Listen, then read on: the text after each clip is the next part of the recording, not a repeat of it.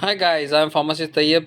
तो आए आज बात करते हैं हम खुश खांसी के बारे में कि अगर आपको खुश खांसी हो जाए तो कौन सा सिरप इस्तेमाल करना चाहिए और उसमें अंदर क्या क्या मौजूद है। ये है जी हमारे पास हाइड्रोलिन सिरप। इसके अंदर अमाइनोफाइलिन कंपाउंड सिरप है और ये खुश खांसी के लिए इस्तेमाल होता है। अगर इसकी डोज़ की बात करें जी, जैसे कि आपके कमेंट आए हुए हैं जी डोज़ नहीं बताते, तो ये अडल्ट के लिए यानी 12 साल से बड़े के लिए 2 चम्मच सुबह, 2 दोपहर, 2 शाम खाना खा के आपने इस्तेमाल करना है।